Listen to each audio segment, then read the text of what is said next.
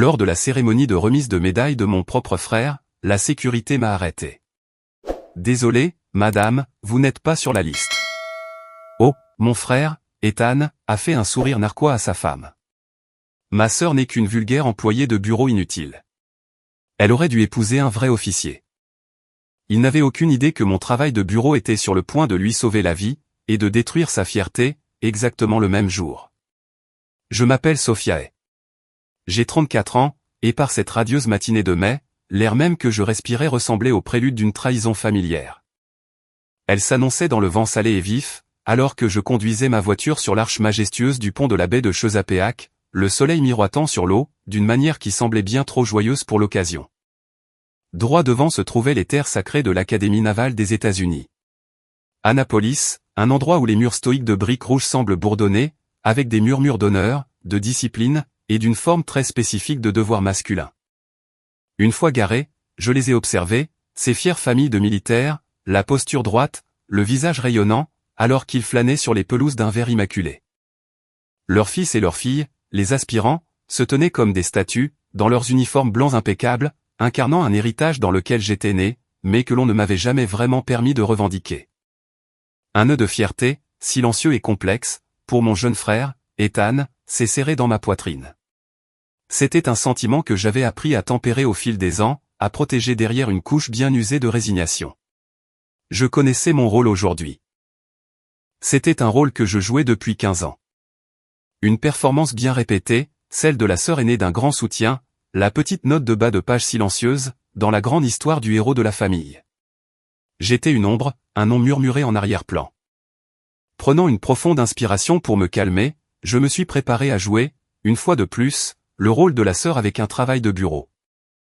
Au poste de contrôle de sécurité principal, je portais un simple trench coat beige, que j'avais délibérément choisi pour dissimuler l'uniforme impeccable en dessous, cachant ainsi le grade qui reposait sur mes épaules. Un jeune sous-officier, la mâchoire serrée par le sérieux de son poste, a pris ma pièce d'identité. Il était l'incarnation du professionnalisme, jusqu'à ce que ses yeux parcourent la liste des invités, sur sa tablette. Il a levé les yeux vers moi, un pli de confusion se formant entre ses sourcils. « Madame, je suis désolé, a-t-il dit, d'une voix polie mais ferme, entraînée pour être inébranlable. Je n'ai pas de Sophia et sur la liste des invités du lieutenant Hay. Il a tourné l'écran de la tablette vers moi, un geste pour prouver que l'erreur ne venait pas de lui. La liste que j'ai comprend le capitaine David Hay, Madame Margaret Hay, et Madame Jessica Hay, la femme du lieutenant. Et puis, il a lu chaque nom, avec une précision militaire. David Hay, Margaret Hay, Jessica Hay. Chacun d'eux fut comme un petit coup de marteau aigu, porté contre mes côtes. L'absence de mon propre nom était plus bruyante que n'importe lequel des leurs. Ce n'était pas une erreur administrative. Ce n'était pas un oubli. C'était un acte d'effacement, délibéré et calculé. Comme convoqué par cette pensée, le SUV noir, rutilant et ostentatoire que ma famille affectionnait, s'est arrêté à la grille. La porte s'est ouverte, et Ethan a émergé, ressemblant en tout point au héros conquérant, dans son uniforme blanc parfaitement taillé. L'uniforme semblait rayonner de sa propre lumière, contre sa peau bronzée. Il m'a vu debout là, il a vu la posture désolée du garde, et un sourire narquois, lent et complice, le genre de victoire que seul un rival de toujours peut vraiment savourer, s'est dessiné sur ses lèvres. Au lieu de s'avancer pour se porter garant de sa propre sœur, il s'est penché vers sa femme, Jessica, et a dit, sa voix portant avec une clarté parfaite, pour que le garde et moi puissions l'entendre, sûrement une erreur de paperasse. Elle aurait dû épouser un vrai officier. Au lieu de s'amuser avec des tableurs. Et la cruauté de la chose était à couper le souffle. Ma mère, Margaret, a soudainement trouvé que le fermoir de sa broche en perles antiques était l'objet le plus fascinant au monde, ses mains s'agitant dans un geste théâtral d'évitement. Mon père, David, un capitaine à la retraite, s'est contenté de froncer les sourcils, son visage formant un masque de profonde impatience et de contrariété, non pas à cause de l'insulte, mais pour la scène publique que sa fille provoquait. Ils n'ont même pas regardé en arrière. Ils ont passé le poste de contrôle, me laissant derrière eux, comme si j'étais un bagage que quelqu'un avait égaré. Un objet perdu que personne ne se souciait de réclamer, et une rougeur brûlante, qui n'avait rien à voir avec le soleil, a envahi mon visage. Les mots d'Ethan étaient une gifle, mais le silence de mes parents était le véritable poison. C'était de la complicité. C'était la confirmation finale et silencieuse, d'une vie entière passée à m'entendre dire que j'étais inférieur. Et le jeune sous-officier, désormais pris au piège de ce drame familial insoutenable, a commencé à parler, sa voix teintée d'un malaise professionnel. « Madame, je vais devoir vous demander de vous mettre sur le côté. » Et je n'ai pas discuté. Je n'ai pas protesté. Je suis simplement resté là, ma posture rigide, ma colonne vertébrale transformée en une barre de glace, et je les ai regardés partir. Je les ai regardés disparaître, dans ces lieux sacrés qui m'avaient rejeté, sur leur ordre. Et dans ce moment de profond abandon public, la blessure ne s'est pas évanouie. Elle s'est simplement cristallisée. Elle a refroidi, et s'est durcie, pour devenir quelque chose de complètement différent. Une décision a pris forme dans mon esprit, aussi froide et dure que l'acier. Très bien, qu'il le croit. Un calme dangereux s'est installé en moi. La tempête à l'intérieur de moi s'est apaisée, son énergie chaotique se consolidant, en un seul point de focalisation précis. La performance d'aujourd'hui allait en être une pour les annales. Ils ne verraient pas une seule larme. Je ne leur donnerai pas cette satisfaction. Debout là, sur les pelouses bien entretenues de l'académie, tel un paria à la porte, j'ai senti le moment présent se dissoudre. La douleur des mots d'Ethan est devenue une clé, déverrouillant un coffre de souvenirs, que j'avais longtemps gardé sous bonne garde. La femme froide et contrôlée que j'étais maintenant s'est effacée, et à sa place, se tenait le fantôme d'une adolescente, restant pour toujours à l'extérieur d'un cercle de lumière, à regarder vers l'intérieur. Le premier souvenir qui a fait surface, était imprégné de l'odeur du charbon de bois et de l'herbe fraîchement coupée. C'était le jour où la lettre d'acceptation d'Ethan à l'académie était arrivée. Mon père, un homme qui montrait rarement des émotions, au-delà d'un hochement de tête stoïque ou d'un froncement de sourcils sévère, s'était transformé. Il avait organisé un immense barbecue dans le jardin, invitant ce qui semblait être chaque officier à la retraite et en service actif, dans un rayon de 80 km. Il se tenait près du grill, des pinces dans une main et une bière dans l'autre, sa voix résonnant d'une fierté qu'il n'avait jamais utilisée pour moi. Il passait un bras autour des épaules d'Ethan, et le présentait, encore et encore, comme l'héritier de l'héritage. Plus tard, ma mère a apporté un énorme gâteau, provenant de la boulangerie locale, le genre avec un glaçage trop sucré et des décorations à l'aérographe. En lettres bleues audacieuses, on pouvait y lire « Félicitations, futur amiral ». Le monde entier, semblait-il, avait cessé de tourner pour ce seul moment. Ce n'était pas juste une fête. C'était un couronnement, une déclaration publique de l'enfant élu. Et moi, sa sœur aînée, je n'étais qu'une roturière dans la foule, une simple spectatrice, à une cérémonie organisée dans mon propre jardin. J'ai souri, j'ai applaudi, et je me suis senti totalement, et complètement, invisible. L'univers a un sens de l'ironie très cruel. Cette même semaine, j'avais remporté un prix national lors d'une expo science. Mon projet, un algorithme cryptographique complexe, avait été reconnu comme l'un des plus prometteurs du pays. Je me souviens avoir tenu la récompense entre mes mains, une lourde médaille plaquée or, sur un ruban épais. Pendant quelques heures, je m'étais permis de ressentir une lueur d'espoir. Peut-être que cela, pensais-je, serait suffisant. Ce soir-là, j'ai trouvé mon père près de la cheminée, en train de lire le Wall Street Journal. Je me suis approché de lui avec hésitation, de la même manière qu'un enfant offre un dessin, mon cœur battant à tout rompre, avec un besoin désespéré de son approbation. « Papa » avais-je dit, ma voix n'étant qu'un murmure. « J'ai gagné. » Je lui ai tendu la médaille, et il l'a prise, ses yeux quittant à peine son journal. Il a baissé les yeux vers la gravure complexe, son expression restant inchangée. « Bon travail, ma chérie » a-t-il murmuré, les mots sortant de manière automatique, dénués de toute véritable chaleur. Il me l'a rendu, puis a replié son journal. Je pensais justement, Ethan va avoir besoin d'un programme d'entraînement physique sérieux, pour se préparer à l'été des recrues. Et juste comme ça, le moment était passé. Le sujet, comme toujours, était revenu sur Ethan. La médaille d'or dans ma main a soudainement semblé très lourde, non pas du poids de l'accomplissement, mais du poids mort de la déception. Son éclat a semblé faiblir, sous les lumières fluorescentes de notre salon.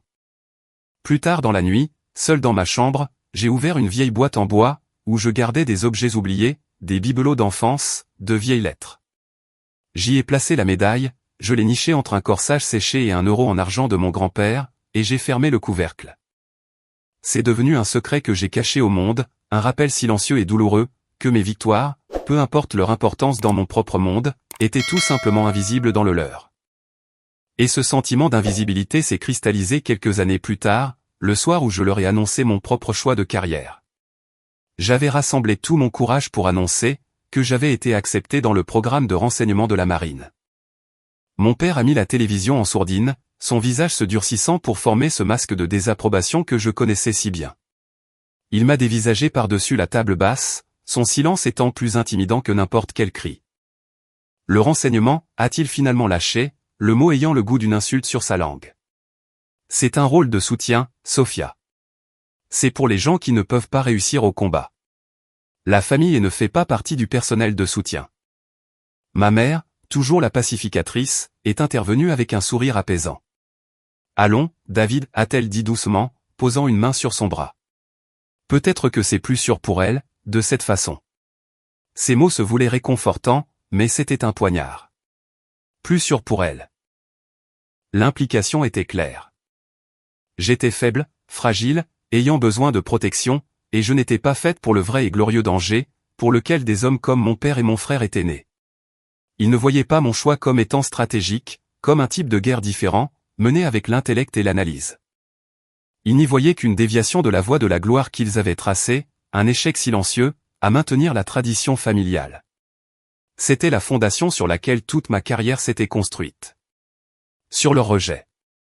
C'était mon carburant. Le ressentiment silencieux et brûlant, né d'un millier de petites coupures, avait forgé en moi une détermination qu'ils ne pourraient jamais comprendre. Ma famille pense que je m'amuse avec des tableurs. Ils m'imaginent dans un bureau gouvernemental stérile, un box beige. Mon plus grand défi quotidien, un bourrage papier dans l'imprimante.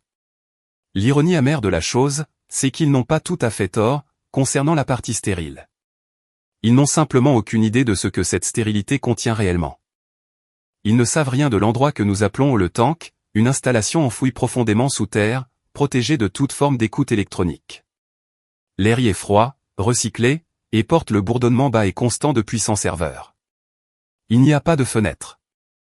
La seule lumière provient du mur géant et incurvé d'écran devant moi. Une mosaïque de cartes lumineuses, de flux de drones, et de lignes de code en cascade. C'était mon bureau. C'était mon champ de bataille. Je me souviens d'une nuit en particulier, un mardi qui a débordé sur un mercredi.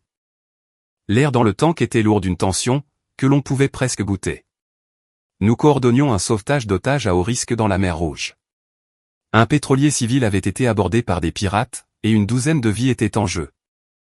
Mon équipe d'analystes me transmettait des flux de données, dans un rythme calme et concentré, leur voix basse et régulière dans mon oreillette. Mon travail consistait à voir l'ensemble de l'échiquier, à relier les points plus vite que notre ennemi ne le pouvait. VIP1, confirmez la position de la cible.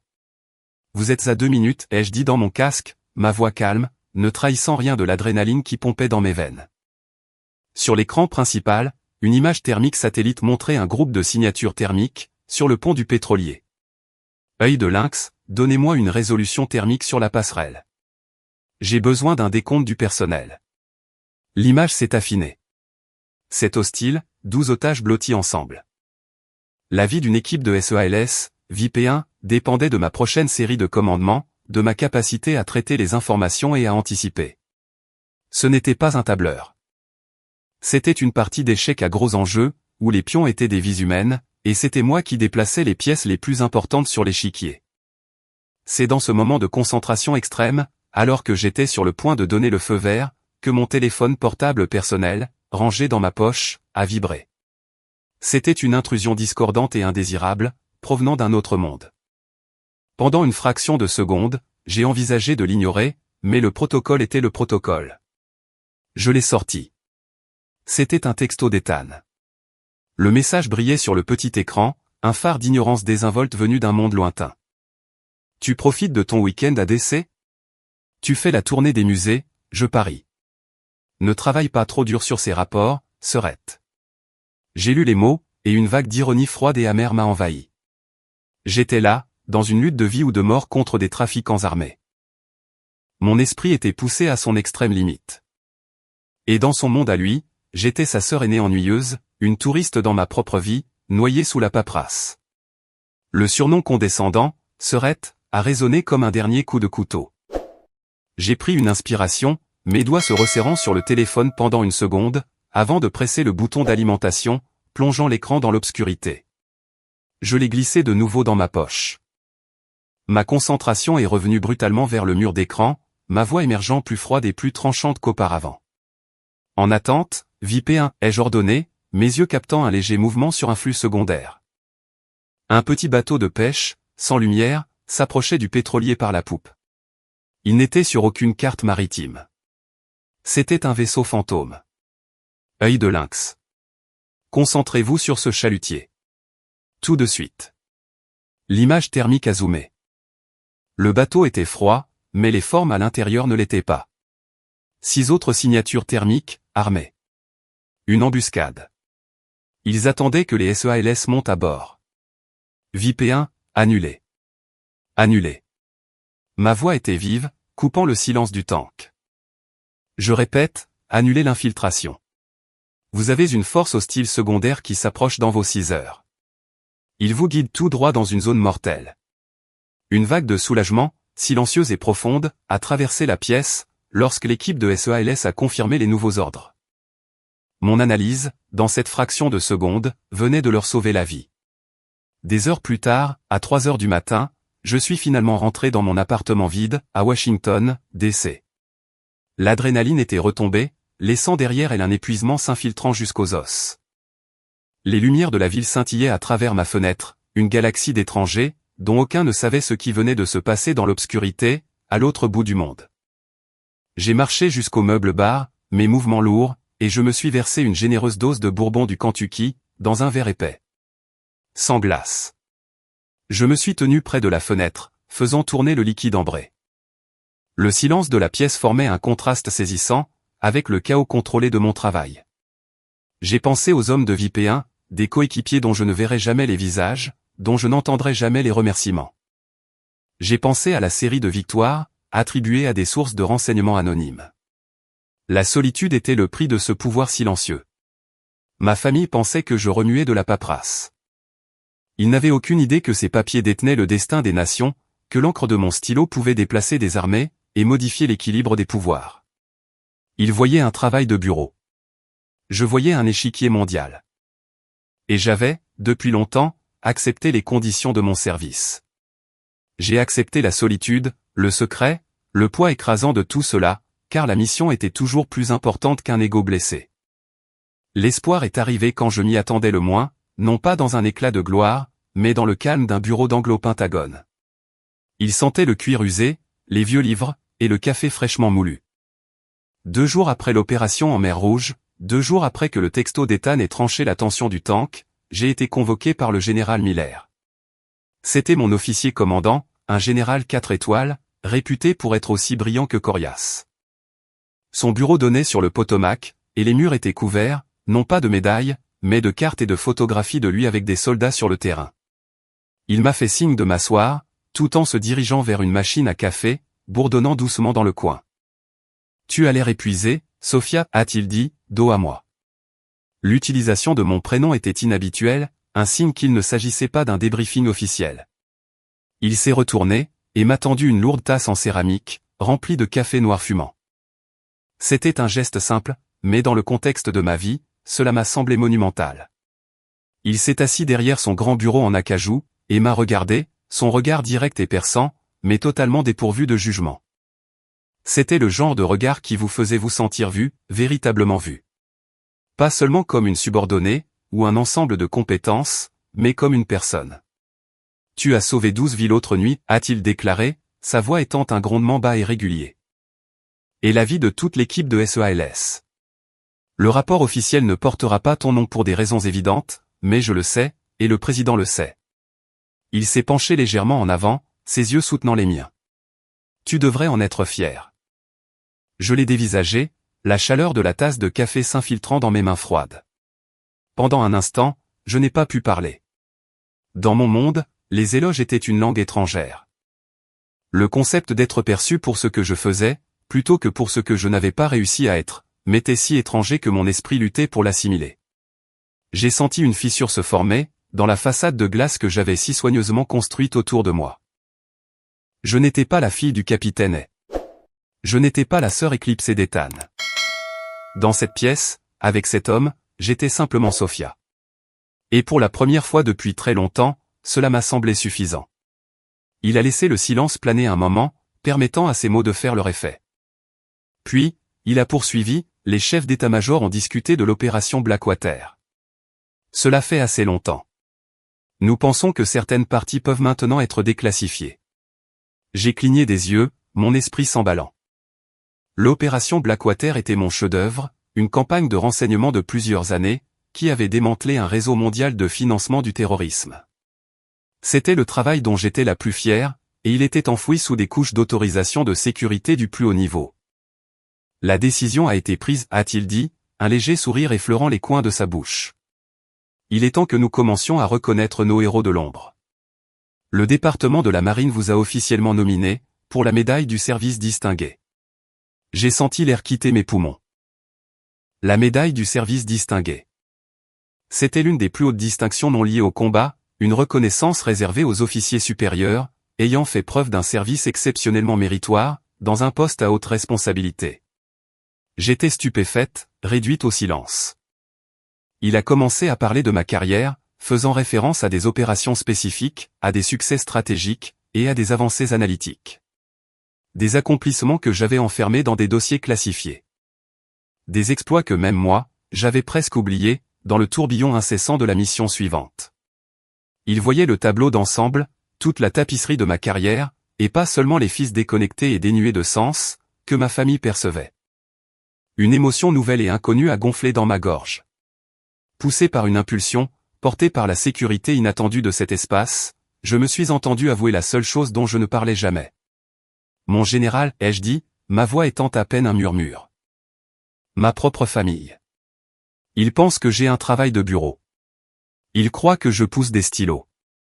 Je m'attendais à un hochement de tête compatissant, peut-être un regard de pitié. Au lieu de cela, le général Miller s'est adossé à sa chaise, et a laissé échapper un rire profond et retentissant. Ce n'était pas un rire de moquerie. C'était un rire de pur délice, le rire de quelqu'un qui appréciait une grande ironie cosmique. Un travail de bureau, a-t-il rugi, secouant la tête avec incrédulité. Eh bien, s'est-il à nouveau penché en avant, ses yeux pétillants d'une idée soudaine et brillante. Dans ce cas, je pense que nous devrions leur faire la plus grande surprise de leur vie. Il a fait une pause, laissant l'idée prendre forme, tel un maître stratège visualisant un nouveau coup sur l'échiquier.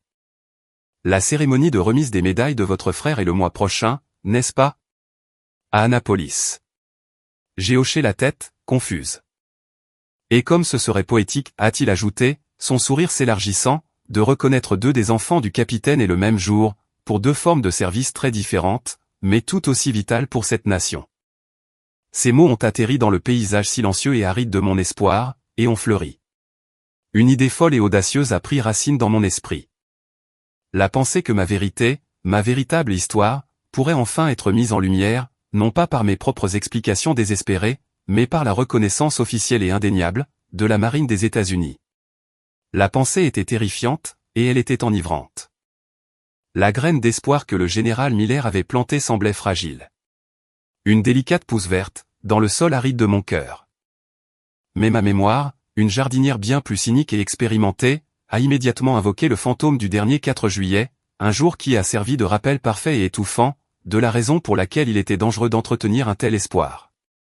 La scène repasse dans mon esprit comme un vieux film de famille usé. Un tableau de la perfection américaine par excellence. Le vaste jardin de mes parents dans la banlieue de Virginie, lourd de l'odeur fumée et savoureuse des hamburgers et des hot-dogs grésillants sur l'immense barbecue à gaz de mon père. Un drapeau américain, l'Old Glory en personne, flottant fièrement sur un mât sous le porche. Une grande glacière bleue Coleman, suant sous le soleil de l'après-midi, remplie de canettes de Miller Lite et de Coca-Cola. C'était une peinture parfaitement rockwellienne, de la famille et du patriotisme. Et comme toujours, je ne faisais partie que du décor de fond, un détail pour que la composition semble complète. Le véritable point de mire, le soleil autour duquel tout le système solaire de notre famille était forcé de graviter, c'était Ethan. Il tenait court sur la terrasse fraîchement lasurée, une bière à la main, régalant un public captivé avec une histoire de son dernier déploiement dans le golfe Persique. C'était une bonne histoire, je devais l'admettre, pleine de moteurs rugissants, de face-à-face tendus, et de décisions prises en une fraction de seconde. C'était aussi environ 80% de fiction. Je le savais, car j'avais lu le rapport officiel d'après-action, un document tellement classifié que son existence même était un secret. Je savais que dans l'événement réel, il était un personnage de soutien, un officier compétent qui faisait son travail.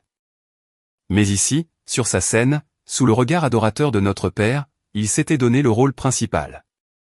Mon père, le visage rayonnant d'une fierté par procuration, presque douloureuse à regarder, hochait la tête, intervenant avec des détails techniques sur les spécifications du FAE-18 ou les protocoles du groupe aéronaval, prêtant son propre poids formel au récit enjolivé. C'était une pièce de théâtre, fatiguée et prévisible, qu'il jouait depuis toute ma vie. Et moi, j'étais, comme toujours, la spectatrice réticente, obligée par les liens du sang, d'applaudir une performance que je savais être une fraude. Plus tard, alors que mon père et Ethan étaient plongés dans un débat sur les dépenses militaires, ma mère m'a attrapé le bras, avec une poigne douce mais ferme. « Viens m'aider dans la cuisine une minute, ma chérie, a-t-elle dit, sa voix enjouée et complice. C'était sa technique de prédilection, la convocation douce vers un espace privé, pour une critique écrasante et pas si douce que ça. Dans la fraîcheur de la cuisine, elle a sorti un grand bol de salade de pommes de terre du réfrigérateur, me tournant le dos, tout en s'affairant avec le film plastique. « Tu as vu Jessica là-bas » a-t-elle commencé, d'un ton méticuleusement désinvolte. Elle sait vraiment comment s'occuper d'Ethan. Elle lui rend la vie si facile quand il est à la maison. C'est un vrai don, tu sais. Elle s'est retournée pour me faire face, puis a affiché un sourire, un masque de préoccupation maternelle soigneusement construit, qui n'atteignait pas tout à fait ses yeux. Une carrière est une chose merveilleuse, Sophia. Nous sommes très fiers de toi, bien sûr, mais tu ne dois pas oublier ton propre bonheur. Je me suis préparé. Je savais ce qui allait suivre. Mon ami Carole, du club de lecture, son fils Marc. Il est chirurgien orthopédiste, tu sais, très accompli, très beau, et il est enfin de nouveau célibataire. Je pensais juste. Et j'ai laissé ces mots s'abattre sur moi. Chacun d'eux était une petite fléchette, parfaitement ciblée. Il ne s'agissait pas de mon bonheur. C'était un jugement. C'était une déclaration silencieuse et ferme, que ma vie, celle pour laquelle je m'étais sacrifié et avais lutté, celle que j'avais minutieusement construite dans l'ombre, était fondamentalement incomplète. Ma carrière, à ses yeux, n'était pas une source de fierté ou d'épanouissement, mais un espace temporaire, une salle d'attente, pour le seul événement qui comptait vraiment dans la vie d'une femme, le mariage. Je n'étais pas une réussite. J'étais un problème à résoudre, un détail à régler, pour l'envelopper dans un joli nœud matrimonial avec un médecin. C'est très attentionné de ta part, maman, ai-je dit, ma voix parfaitement égale, témoignant d'années de pratique. Mais je suis heureuse. Ce mensonge m'a semblé mince et fragile dans l'air qui nous séparait. Quand nous sommes retournés sur le patio, le soleil entamait sa lente descente, jetant de longues ombres dramatiques sur la pelouse. Ethan, qui en était maintenant à sa 3e bière, était plus bruyant, sa confiance amplifiée par l'alcool et son public flatteur. Il m'a repéré, et avec un rire tonitruant, a passé un bras lourd et familier sur mes épaules. Son geste était le prélude à une attaque, déguisée en affection fraternelle. Et, a-t-il dit, la voix trop joviale. Il m'a attiré un peu plus près, forçant le petit groupe de ses amis et de nos parents à prêter attention. Je voulais te demander, il a fait une pause pour un effet dramatique. Quand vas-tu demander un transfert vers un vrai poste? La question a atterri dans le cercle soudainement silencieux, comme une grenade. Je veux dire, a-t-il continué, soit inconscient, soit indifférent à la tension soudaine, quelque part où tu pourrais réellement faire une différence. Ça doit être sacrément ennuyeux de rester assise au Pentagone toute la journée, à trier des papiers. Et voilà, c'était le rejet public annuel du travail de toute ma vie, devant tout le monde. Il avait réduit ma carrière, mes sacrifices, mes victoires secrètes et mes responsabilités écrasantes, à néant. Une perte de temps ennuyeuse et dénuée de sens. Il ne posait pas simplement une question. Il rendait un verdict. Je l'ai senti à cet instant. Un mur de glace commençant à se former autour de mon cœur. Un mécanisme de défense que j'avais perfectionné pendant des décennies. Cela a commencé au plus profond de moi, et s'est propagé vers l'extérieur, une barrière froide et cristalline, contre la cruauté désinvolte et souriante de ces mots. À l'extérieur, j'ai gardé mon propre sourire en place. C'était une expression polie, placide et totalement vide. J'aime bien mon travail, Ethan, ai-je répondu, ma voix étant une parfaite imitation du calme. Mais à l'intérieur, derrière ce mur, j'ai ressenti un changement fondamental. La glace, qui pendant des années n'avait été qu'un bouclier, était maintenant en train de devenir autre chose. Elle devenait plus haute, plus épaisse. Ce n'était plus seulement une défense. Elle devenait une forteresse. Et j'ai su, avec une certitude qui m'a glacé les os, qu'elle était très, très proche d'atteindre son sommet. Avez-vous déjà vécu un moment où le temps semble ralentir? Où le monde se rétrécit à un seul point d'humiliation ultra concentré? C'était moi, debout à la grille, les mots polis et dédaigneux du garde flottant dans l'air. Madame, je vais devoir vous demander de vous mettre sur le côté. Et c'est cette politesse qui rend les choses pires, n'est-ce pas? Le ton professionnel et impartial qui dit, ce n'est pas personnel, je fais juste mon travail, alors que tout dans la situation semble profondément et atrocement personnel. Mes pieds semblaient être cimentés à l'asphalte. J'étais une pièce à conviction, dans un zoo créé par ma propre famille, piégé sous les projecteurs de leur cruauté désinvolte. Et puis, à travers l'air épais et étouffant, un nouveau son a émergé. C'était le ronronnement calme et confiant d'un moteur, que l'on ne trouve que dans une berline noire délivrée par le gouvernement. La voiture a glissé jusqu'à s'arrêter à côté de nous, et quand la portière arrière s'est ouverte, le général Miller en est sorti. Il portait son uniforme de cérémonie complet, et sous le soleil éclatant du matin, les 4 étoiles sur chacune de ses épaules semblaient brûler de leur propre lumière. Vous reconnaissez un chef quand vous en voyez un. C'est dans sa façon de se tenir, dans sa manière d'analyser une scène, d'un seul regard englobant. Il m'a vu, figé.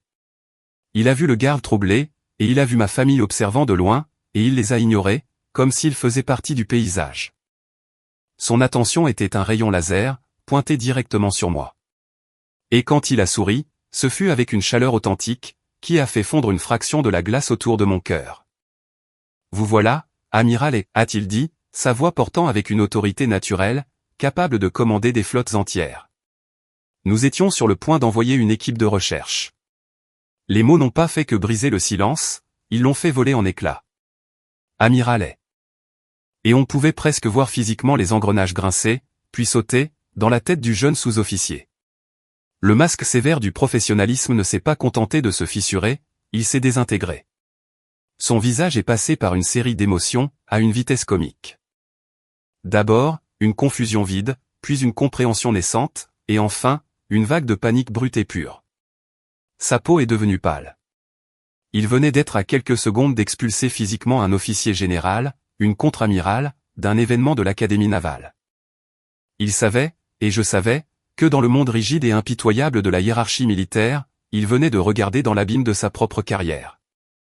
Ah, amiral, madame, mes plus profondes et sincères excuses, a-t-il balbutié, son corps se figeant dans un salut si vif, que c'était un miracle qu'il ne se soit pas déboîté l'épaule. Il s'est presque jeté sur les commandes de la grille, ouvrant la barrière avec une urgence désespérée et frénétique. C'est incroyable ce qu'un titre peut faire, n'est-ce pas? Ce premier aperçu percutant d'un pouvoir que j'avais acquis dans l'ombre, était maintenant pleinement exposé au grand jour. Le général Miller a posé une main légère et directrice sur mon coude. Il s'est penché, sa voix devenant un murmure bas et protecteur, destiné à mes seules oreilles. Allez-vous bien, Sophia? Dois-je aller leur dire 2 mots? Et puis mon regard a dérivé par-dessus son épaule, vers les 3 personnes qui étaient de mon sang. Il regardait, la bouche légèrement ouverte. Vous avez déjà vu ce regard, j'en suis sûr. Ce regard de stupeur absolue, la mâchoire pendante, quand le monde tel que vous le connaissez vient d'être complètement chamboulé. Et l'ancienne Sophia, le fantôme de la fille qui a passé sa vie à désespérer d'obtenir une miette de leur approbation, criait en moi de dire, oui, oui, allez là-bas. Faites-leur voir. Faites-leur comprendre. Mais cette fille était morte à cet endroit même, quelques minutes auparavant. Je me suis tourné de nouveau vers le général, la forteresse de glace autour de mon cœur étant désormais complète. J'ai fait un seul hochement de tête sec pour dire non. Ma voix, quand j'ai parlé, était calme, et plus froide que l'air recyclé du tank. Ce ne sera pas nécessaire, mon général. Merci. J'ai laissé mes yeux balayer ma famille une dernière fois. J'ai le sentiment qu'ils vont comprendre par eux-mêmes, aujourd'hui. C'était le point de bascule, la croisée des chemins. Je ne leur donnerai pas la satisfaction d'une confrontation. Je leur refuserai l'opportunité de se préparer, de se recalibrer, pour concocter une nouvelle performance de fierté feinte et choquée. Je voulais voir leur réaction sans filtre. Je voulais les regarder assimiler la vérité, sans aucune aide de ma part. Comme vous voudrez, amiral, a répondu le général Miller, et le regard dans ses yeux était empreint d'un respect pur et sans mélange. Il s'est redressé, et avec sa main toujours posée de manière ferme et soutenante sur mon coude, a commencé à m'escorter à travers la grille. Il ne m'a pas simplement fait entrer. Il m'a guidé avec détermination, sur un chemin direct vers les sièges VIP réservés à l'avant. Notre itinéraire nous a fait passer juste devant la rangée où ma famille était assise. J'ai gardé le menton haut. J'ai gardé les yeux fixés vers l'avant, sur le podium, sur le drapeau, sur mon avenir. Je ne leur ai pas accordé un seul regard, mais j'ai senti leurs yeux braqués sur moi, comme une force physique. Au passage, je l'ai entendu, un chuchotement étouffé et incrédule de mon père à mon frère, amiral. Et ce seul mot, prononcé sur un ton de pure incrédulité par l'homme qui avait dénigré le travail de ma vie, a été la dernière goutte, retentissante. Une vie entière d'affronts a traversé mon esprit, la médaille ignorée, les blagues condescendantes, les éloges interminables pour le vrai service d'Ethan, chaque moment où je m'étais senti invisible, où l'on m'avait dit que je n'étais pas assez bien. Tout cela a culminé dans cette seule question chuchotée. La dernière goutte était tombée. Le vase n'était pas seulement plein. Il s'était brisé. Aujourd'hui, il ne s'agissait pas de demander leur approbation. Ce bateau avait mis les voiles il y a bien longtemps, et je lâchais enfin la corde. Aujourd'hui, il s'agissait de les forcer à faire face à la vérité, qu'ils avaient si confortablement, et si cruellement, choisi d'ignorer. Mon silence était terminé, mais ma réponse ne serait pas prononcée. Elle serait portée. Elle résidait dans les 2 étoiles argentées, qui brillaient sur chacune de mes épaules. Le général Miller m'a conduite dans une salle d'attente privée, dissimulée derrière la scène principale. Un sanctuaire paisible, à l'écart de la foule grandissante. La pièce était simple, meublée de quelques fauteuils en cuir, et d'une petite table avec un pichet d'eau glacée. Il m'a fait un signe de tête entendu. Prenez un moment, amiral. La cérémonie commence dans 15 minutes. Puis il a fermé la porte, me laissant seul avec mes pensées, et les faibles sons étouffés de la fanfare, s'accordant à l'extérieur. Je me suis dirigé vers le miroir en pied, sur le mur du fond. La femme qui me regardait était une étrangère, et pourtant, elle était plus moi-même que je ne l'avais jamais été.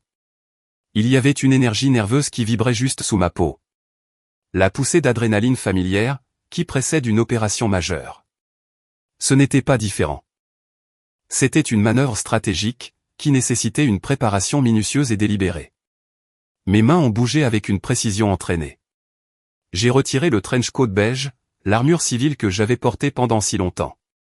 Je l'ai plié soigneusement, et je l'ai posé sur une chaise. Il reposait là, symbole doux et froissé de la personne que je faisais semblant d'être, un fantôme. Et en dessous, se trouvait l'uniforme impeccable et éclatant de la marine des États-Unis, l'uniforme blanc de cérémonie. J'ai pris un moment pour l'ajuster, lissant le tissu sur mes épaules. Ensuite, d'une petite boîte doublée de velours que j'ai sortie de mon sac à main, j'ai récupéré mon insigne de grade. 2 étoiles en argent pour chaque épaulette. Elles étaient fraîches et lourdes dans ma paume. Il ne s'agissait pas simplement de s'habiller pour une cérémonie. C'était un rituel personnel et silencieux. Avec des mouvements lents et méthodiques, j'ai fixé les étoiles sur mes épaules. Chaque clic de l'épingle dans son attache était un son décisif, une confirmation finale. Clic, c'est ce que je suis. Clic, c'est ce que j'ai mérité. Je n'étais plus seulement Sophiae, la fille silencieuse. J'étais la contre-amirale, un officier général de la marine la plus puissante du monde. Je me drapais de la vérité. Quand je suis sorti de la salle d'attente pour retourner dans la section VIP désignée, l'atmosphère avait changé. Les sièges se remplissaient. Une mer d'uniformes et de tenues de soirée. Quelques officiers supérieurs, un vice-amiral que je connaissais de l'état-major interarmé, et un général du corps des marines m'ont repéré. Leurs visages se sont illuminés d'une véritable reconnaissance. « Amiral » a dit le vice-amiral en me tendant la main. J'ai entendu dire qu'il déclassifiait enfin Blackwater. Un travail phénoménal. Félicitations. Et il était temps, Sophia, a ajouté le général des marines, avec un sourire bourru et approbateur. Vous et votre équipe, vous les avez baladés. Nous vous en devons une pour celle-là. Chaque poignée de main, chaque mot d'éloge de la part de ces hommes ou des hommes qui comprenaient les sacrifices, qui parlaient le même langage de service et de stratégie, était comme une brique posée, pour consolider les fondations de ma confiance. C'était un contraste saisissant, presque douloureux, par rapport au regard froid et confus que je sentais venir de la section des invités. Ma famille ne me connaissait pas, mais ces gens, mes pères, mes collègues, eux savaient. Leur respect était un bouclier, un mur de validation solide et impénétrable, que je porterais avec moi dans la bataille à venir. J'ai pris la place qui m'était assignée, à côté du général Miller, le dos droit, les mains reposant calmement sur mes genoux. Et puis je me suis permis de le ressentir, le poids de leur regard, de l'autre côté de l'allée. Je n'avais pas besoin de regarder pour savoir qu'ils me dévisageaient. Je pouvais en sentir l'intensité. Un mélange d'incrédulité, et d'une confusion naissante, teintée de panique. Je pouvais parfaitement imaginer la scène. Mon père se penchant, chuchotant de manière urgente à ma mère. Ma mère s'éventant avec le programme de la cérémonie, les yeux écarquillés par le choc. Et Ethan. Je pouvais sentir son regard plus que tout le reste. C'était un faisceau de perplexité concentré et brûlant. Il devait regarder les 2 étoiles en argent sur mes épaules, cette vérité impossible et incompréhensible. Dans son esprit, le calcul ne collait pas. La sœur dont il s'était moqué une heure plus tôt, l'ennuyeuse pousse-papier, portait un grade qu'il faut à la plupart des hommes toute une vie pour atteindre, s'ils y parviennent un jour. J'ai croisé son regard une fraction de seconde, à travers la foule, ne lui offrant rien de plus qu'un hochement de tête calme, poli, et presque imperceptible. Puis, j'ai ramené mon attention vers la scène. La partie avait commencé. Mais pour la première fois de toute ma vie, je n'étais pas un pion sacrifié pour le bien du roi. Aujourd'hui, j'étais la reine, et j'étais sur le point de les mettre tous échecs et mat. Mon silence, désormais, était plus puissant que n'importe quel argument que je pourrais jamais avancer. C'était le calme avant la tempête, la douce inspiration, avant que la vérité ne soit enfin dite à haute voix. Le maître de cérémonie, un capitaine avec une voix aussi douce que du laiton poli, s'est avancé vers le podium. Et maintenant, pour la remise de la médaille de la marine et du corps des marines, au lieutenant Ethan, pour service méritoire en soutien aux opérations de combat. J'ai observé, spectatrice silencieuse, au premier rang. Alors que mon frère se levait de son siège, il a bougé avec la confiance fluide et inébranlable, d'un homme qui n'a jamais eu à remettre en question sa place dans le monde. Un homme qui a passé toute sa vie, à s'entendre dire qu'il était le héros de chaque histoire. Il est monté sur scène, a accepté sa médaille avec une humble inclinaison de tête très étudiée, et s'est tourné vers le micro, comme s'il était né pour être sous ses projecteurs, qui le baignaient maintenant d'une lueur dorée. Son discours de remerciement était sans faille, une classe de maître en charme et en piété filiale. Il a remercié la marine pour cet honneur incroyable, ses commandants pour leur leadership inébranlable. Puis, il a tourné son regard charismatique vers notre famille. Je veux remercier mon père, le capitaine David et, a-t-il dit, sa voix résonnant d'une sincérité capable de déplacer des montagnes. Pour m'avoir appris ce que signifie être un guerrier. Pour m'avoir montré la voie du devoir, de l'honneur et du courage. Il a souri à ma mère, un sourire chaleureux et affectueux. Et à ma mère, Margaret, pour son soutien et ses prières sans fin. Il a ensuite adressé un clin d'œil subtil et charmant à sa femme. Et bien sûr, à ma magnifique femme, Jessica, pour être mon roc, mon ancre dans chaque tempête. Il a fait une pause, un vrai truc d'artiste, laissant le poids de sa gratitude s'installer dans la pièce. Ses yeux ont balayé le public, tel un roi contemplant sa cour. Pendant une fraction de seconde, son regard est passé directement sur moi, assise au premier rang de la section VIP. Il n'y a eu aucune reconnaissance, aucune émotion, pas même une lueur pour signifier qu'il me voyait. C'était comme s'il regardait un meuble, une inconnue, quelqu'un là pour boucher les trous. Puis il a continué, concluant son discours par une dernière envolée patriotique, qui lui a valu des applaudissements nourris et prolongés. Il n'a jamais mentionné mon nom. Dans cette omission très publique, et très délibérée, devant des centaines de ses pairs et les dirigeants les plus respectés de notre pays, il avait fait sa déclaration finale et définitive, « Tu n'existes pas ». C'était une blessure plus profonde, plus douloureuse, que n'importe quelle insulte privée ne pourrait jamais l'être. C'était un effacement sur un registre public, une déclaration finale de mon insignifiance. Alors qu'il quittait la scène, s'imprégnant de l'adoration générale, j'ai senti la dernière et faible lueur de sentiment fraternel s'éteindre en moi, ne laissant derrière elle qu'une clarté froide et dure. Et quand les applaudissements se sont finalement estompés, le général Miller n'est pas retourné à sa place. Au lieu de cela, avec une détermination silencieuse qui a immédiatement attiré tous les regards dans la pièce, il a marché vers le podium. L'auditorium tout entier, rempli de bruit il y a un instant, est tombé dans un silence soudain et plein d'attente. Un général 4 étoiles s'éloignant du script était un événement en soi. « Mesdames et messieurs », a-t-il commencé, sa voix dominant l'air ambiant, un grondement grave qui n'avait besoin d'aucune amplification, pour atteindre les coins les plus reculés de la salle. Nous avons un ajout spécial, et non programmé, à la cérémonie d'aujourd'hui. Une reconnaissance qui, pour des raisons primordiales de sécurité nationale, a été gardée secrète du public, jusqu'à ce moment précis. Un murmure sourd et intrigué a parcouru la foule. J'ai vu Ethan, maintenant de retour à sa place, se pencher et chuchoter à mon père, un froncement de sourcils confus barrant son front. Le général Miller a poursuivi, ses mots peignant une image saisissante, pour le public captivé. Nous honorons souvent, et à juste titre, les héros que nous pouvons voir, les combattants sur les lignes de front, les pilotes dans le ciel, les marins sur les mers. Mais il existe une autre sorte de héros. Quelqu'un qui sert dans les ombres les plus profondes du monde. Quelqu'un dont les victoires ne se mesurent pas en territoire conquis, mais en tragédies évitées. En vies sauvées. Leur champ de bataille est un réseau mondial de murmures, de données, et de secrets. L'air était maintenant lourd d'anticipation. Le public était penché en avant sur ses sièges, complètement sous son charme. Aujourd'hui, a tonné le général, sa voix résonnant d'une fierté féroce.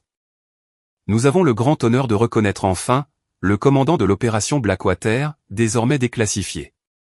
L'une des opérations de renseignement les plus réussies, et les plus cruciales, de l'histoire moderne de la marine des États-Unis. Et je pouvais entendre la voix de mon père, un raclement rauque et confus, portant à travers l'allée, Blackwater ? C'est quoi ce bordel, Blackwater ?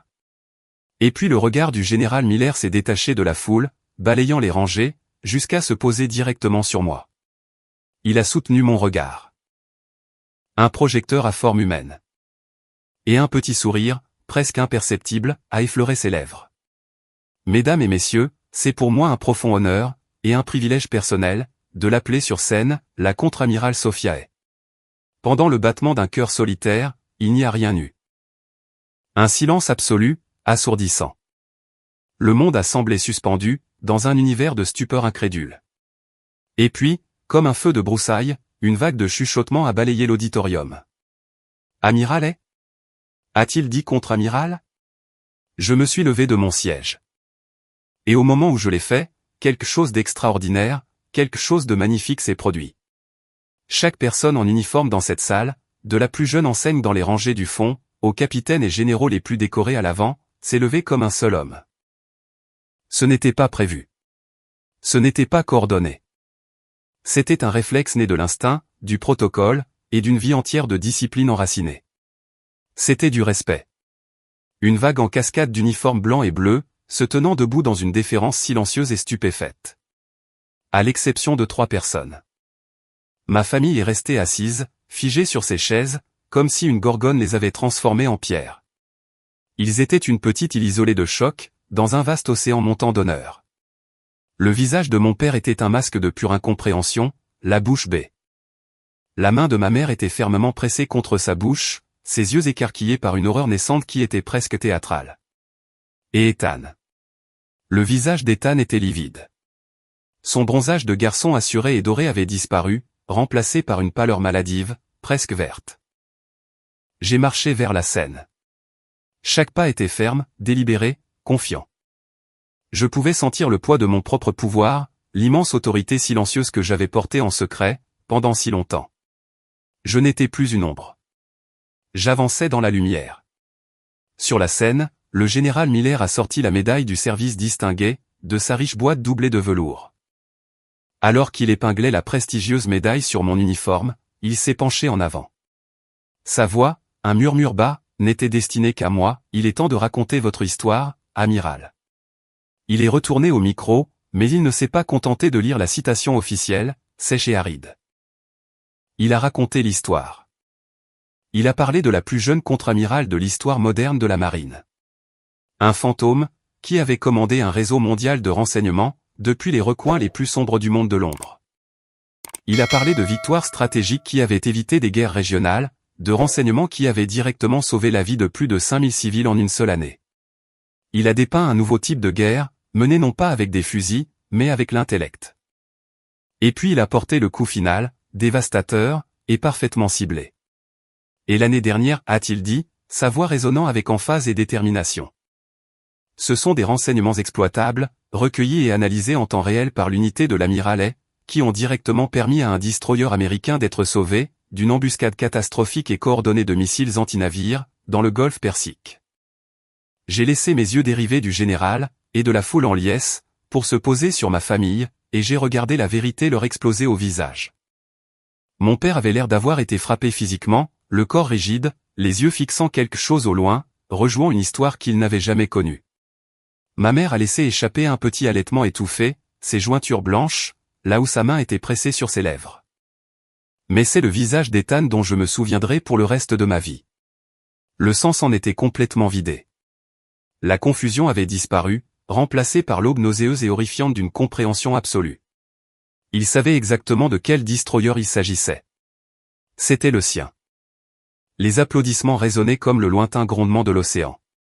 Debout sur cette scène, avec le poids de la médaille sur ma poitrine et le respect de mes pairs m'entourant, j'ai ressenti un profond et paisible sentiment de libération. La bataille était terminée. La vérité avait éclaté. Lors de la réception qui a suivi, dans une grande salle de bal remplie du tintement des verres et du faible bourdonnement des conversations importantes, je n'étais plus une ombre. J'étais un centre de gravité. Un groupe de membres du comité des forces armées de la Chambre des représentants me félicitait, quand je les ai vus s'approcher. Ma famille. Ils se déplaçaient ensemble comme un animal blessé. Un groupe serré et défensif, se frayant un chemin à travers la foule. Ethan était en tête. Son beau visage formait un masque dur et tendu de fureur. Mon père suivait, l'expression illisible, un mélange complexe de choc et de quelque chose que je n'arrivais pas encore à nommer. Ma mère traînait derrière, agrippée au bras de mon père, le visage pâle. Ils se sont arrêtés à quelques mètres. Les membres du Congrès, sentant la chute soudaine de la température, se sont poliment excusés. Ethan n'a pas attendu qu'il soit hors de portée de voix. Contre-amiral a-t-il dit, sa voix n'étant qu'un sifflement bas et venimeux. Il a craché le titre comme s'il s'agissait d'une malédiction. C'était toute une performance. Mon père est resté silencieux, ses yeux, pour la première fois, refusant de croiser les miens. Tu nous as menti, a poursuivi Ethan, la voix s'élevant, attirant quelques regards curieux. Tu nous as tous menti pendant 15 ans. Tu nous as laissé croire que tu n'étais rien, un échec. Et puis, j'ai vu le général Miller, à l'autre bout de la pièce, capter mon regard. Il a fait un signal subtil, presque imperceptible, à l'un de ses assistants. Un jeune et distingué capitaine de corvette est apparu à mon coude instantanément. Amiral, a dit l'assistant d'un ton suave, sa voix formant un contrepoint calme à la colère montante d'Ethan. Peut-être que cette conversation serait plus confortable, dans la salle de conférence privée.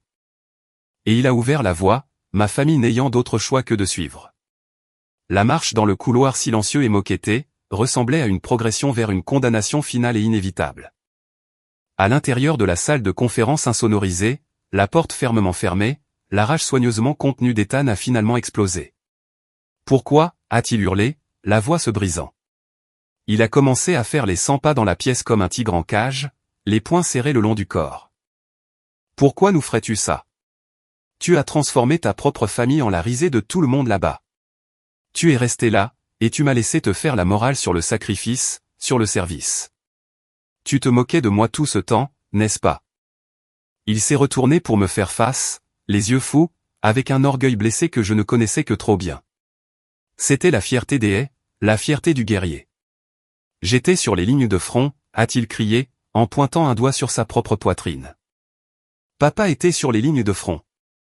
Nous avons servi. Et toi, tu es restée assise dans un foutu bureau climatisé, à jouer à des jeux de guerre sur un ordinateur, et tu obtiens une médaille plus grosse que les nôtres réunis. C'est une blague. C'est insultant. Ces mots étaient une tentative désespérée et frénétique, de reconstruire le piédestal dont il venait d'être renversé. Il n'était pas en colère parce que j'avais menti. Il était en colère parce que j'avais mieux réussi que lui. Il était en colère parce que mon travail de bureau lui avait sauvé la vie. Et je l'ai laissé se défouler. J'ai laissé la tempête de son ego s'écraser contre la forteresse calme et silencieuse que j'étais devenu. Je me suis approché de la table de conférence en acajou, j'ai versé un verre d'eau du pichet en cristal, et j'ai pris une gorgée lente et mesurée. J'ai attendu que ses cris se transforment en respiration lourde et saccadée. Et c'est seulement alors que j'ai parlé. Ma voix était calme, dépourvue de toute émotion, aussi plate et sereine qu'un lac immobile. Je ne me suis jamais moqué de toi, Ethan, ai-je dit, en posant le verre avec un léger tintement. Je faisais mon travail, un travail qui, par sa nature même, exigeait un secret absolu. J'ai détourné mon regard de lui, pour me tourner vers mon père. Pour la première fois, il m'a regardé dans les yeux. Et as-tu, ne serait-ce qu'une seule fois, posé des questions sur les détails de mon travail, papa, ai-je demandé, ma voix toujours calme, toujours contrôlée. Ou as-tu simplement supposé que je triais des papiers, parce que ça n'impliquait pas d'armes? Je me suis tourné vers ma mère, qui pleurait maintenant silencieusement dans un mouchoir. M'as-tu, ne serait-ce qu'une seule fois, demandé si j'étais heureuse dans ma carrière, maman? Ou m'as-tu juste demandé quand j'allais me marier? J'ai de nouveau posé les yeux sur eux tous, le jury de mon enfance. Je n'ai menti à personne. J'ai simplement arrêté d'essayer de m'expliquer, à des gens qui avaient déjà décidé qu'ils n'allaient pas m'écouter. Mes mots ont flotté dans l'air, tel un verdict final et accablant. Le silence qui a suivi était lourd, absolu. Mon père, l'indomptable capitaine Davidet, semblait rétrécir sous mes yeux. Il a baissé la tête, et à ce moment-là, pour la première fois de ma vie, il m'a paru vieux. Il avait l'air vaincu. Et juste à cet instant, la sonnerie nette et distincte de mon téléphone satellite crypté a brisé le silence. C'était un son qui ne signifiait qu'une chose. Le devoir m'appelait. J'ai jeté un coup d'œil à l'écran, puis au reste brisé de ma famille. Je dois répondre, ai-je dit, ma voix redevenue vive et professionnelle. C'est un appel que je ne peux pas manquer. Je me suis retourné et j'ai marché vers la porte, mes talons claquant doucement sur le sol ciré. Je me suis arrêté, la main sur la poignée, leur tournant le dos. J'ai permis à une dernière petite part de mon ancien moi, de s'exprimer. Je vous aime, ai-je dit, ces mots me semblant étrangers, mais nécessaires. Mais je ne serai plus jamais rabaissé par vous. Plus jamais. Si nous devons avoir une relation à partir d'aujourd'hui, ce sera une relation qui commence par le respect. Le vrai respect. Pensez-y. J'ai laissé les mots flotter un instant dans l'air, comme une dernière condition de reddition, non négociable. Et puis, je suis sorti de la pièce, fermant doucement la porte derrière moi, les laissant seuls dans le silence retentissant de la vérité. 6 mois ont passé. 6 mois de pas prudents et hésitants, sur une carte nouvellement dessinée. Mon ultimatum lors de la cérémonie n'était pas une ligne d'arrivée. C'était la ligne de départ, pour un autre type de relation. Je n'étais pas sûr que ma famille soit capable de courir.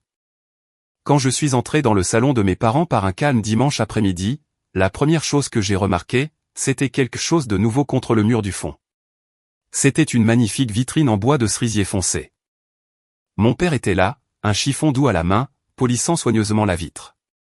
Ses propres médailles, et celles de mon grand-père, étaient disposées avec goût sur les étagères inférieures. Mais au centre, sur l'étagère principale, à hauteur des yeux, trônait ma médaille du service distingué de la marine. Elle était encadrée par une photographie haute résolution de moi, sur la scène d'Annapolis, avec le général Miller épinglant la médaille sur mon uniforme. Ma mère est arrivée de la cuisine, portant une assiette de ses classiques biscuits aux pépites de chocolat, encore chauds, sortis du four. Elle m'a souri, un vrai sourire, de ceux qui atteignent les yeux. « Ton père a construit ça le mois dernier », a-t-elle dit doucement. Il a dit que c'était la première fois que la vitrine de la famille racontait toute l'histoire du service de la famille. Et pas l'histoire des hommes, ni une histoire opposant le combat au soutien, juste le service. C'était un petit changement de vocabulaire, une modification subtile dans le récit familial, mais cela m'a semblé aussi significatif que le déplacement d'un continent. Ce soir-là, le dîner fut différent. L'air était plus léger. La performance habituelle avait disparu. Il n'y a pas eu d'histoire de guerre exagérée, pas de bravade. Au lieu de cela, mon père, après s'être raclé la gorge, m'a regardé de l'autre côté de la table. Sophia, a-t-il commencé, testant mon prénom. Quels sont les plus grands défis auxquels tu es confronté, avec la gestion du personnel au Pentagone? Avec autant de civils et d'officiers de haut niveau, la politique doit être complexe. Et c'était une vraie question. Une question née d'une curiosité authentique. Plus tard, Ethan a parlé d'un nouveau protocole d'analyse des risques, qu'il mettait en place sur son navire. C'est marrant, a-t-il dit, sans tout à fait croiser mon regard. Certains des principes. J'ai l'impression de les avoir appris quelque part. Il a risqué un coup d'œil rapide vers moi, un sourire timide, presque embarrassé, effleurant ses lèvres. C'était sa façon de reconnaître mon monde, d'admettre sa valeur, sans avoir à prononcer les mots directement. Et puis, ma mère a levé son verre de vin. Je porte un toast, a-t-elle dit, sa voix claire et assurée. Non pas aux hommes de la famille, mais à la force et à l'intelligence de tous les enfants et, sous toutes leurs formes. Nous avons tous trinqué. La tension oppressante et compétitive, qui avait défini chaque repas de famille dont je pouvais me souvenir, avait disparu. Elle était remplacée par une chaleur silencieuse, fragile, mais très réelle.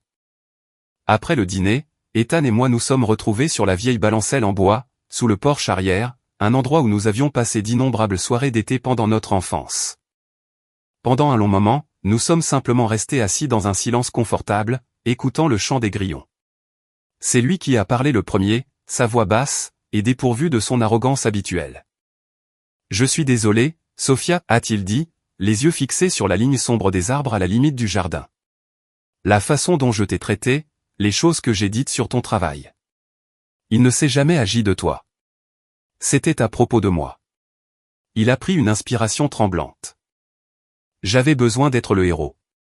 J'avais besoin de sentir que je répondais aux attentes de papa, au nom de la famille.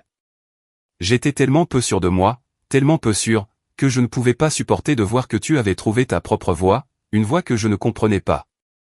Ces aveux ont été un baume, un remède cicatrisant pour une blessure dont je ne savais même pas qu'elle saignait encore.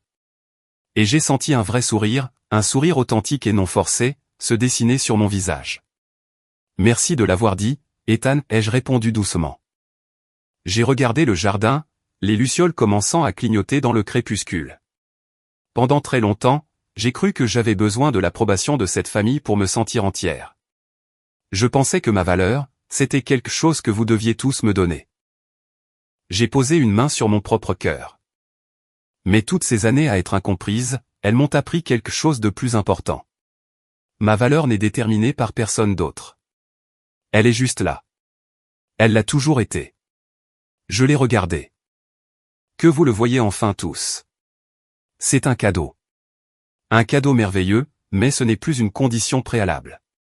Ethan a hoché la tête lentement, un regard de profonde compréhension sur le visage. Je suis vraiment fier d'être ton frère, Sophia.